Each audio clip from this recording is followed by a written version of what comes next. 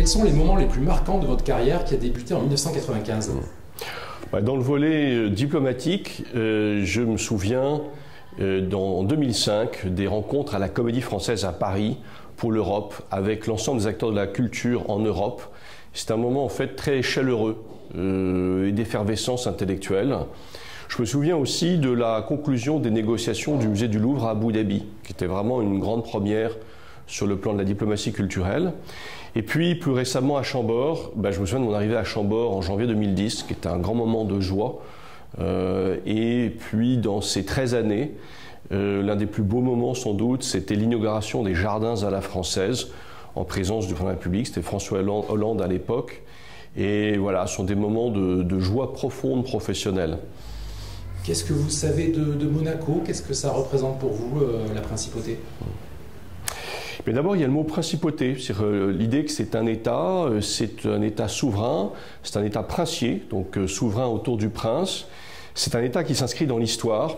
Il y a 700 ans d'histoire des Grimaldi à Monaco, extrêmement proche de la France, mais distinct de la France, qui a sa propre destinée, une destinée commune avec la France. Pour moi, ça évoque aussi la Méditerranée. On est au bord de la mer, donc c'est une des choses enchanteresses ici à Monaco. Et puis, je dirais, un remarquable succès économique.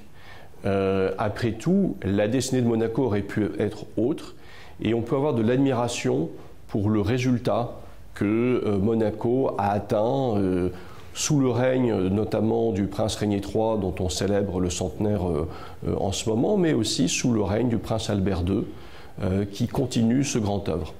Alors vous êtes arrivé en septembre 2023. Quels seront vos dossiers prioritaires pour cette année et pour l'année 2024 ?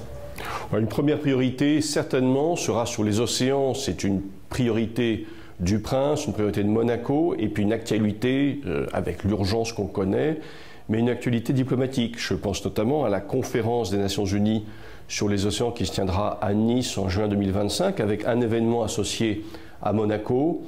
Et dans l'amitié franco-monégasque et le rôle qui est le mien, une des actions, ce sera d'aider à ce que cet agenda international puisse se développer dans la relation franco-monégasque au mieux. Il y aura certainement aussi beaucoup de travail sur la coopération quotidienne entre Monaco et la France pour aider à ce que les conditions de vie de nos compatriotes qui viennent travailler à Monaco, mais aussi des Monégasques qui ont besoin de se déplacer dans la région, de se loger dans la région, puissent se dérouler mieux. Ce sont des sujets très importants, vraiment d'intérêt mutuel, et nous formons une sorte d'économie, de communauté de travail en symbiose. Il est important d'ailleurs là-dessus de travailler beaucoup avec les élus locaux. Et puis, je pense aussi qu'il est important pour Monaco, pour la France, de travailler la question de la lutte contre le blanchiment. Il y a l'actualité du rapport Monneval à rendre.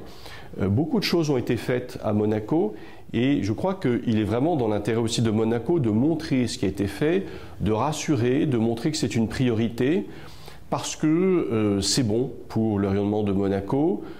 Ça prévient le risque réputationnel, mais je crois qu'en fait, on a tous tout à gagner à montrer qu'on fait tout pour se conformer à ces normes qui sont internationales et qui sont usuelles aujourd'hui dans le monde économique occidental.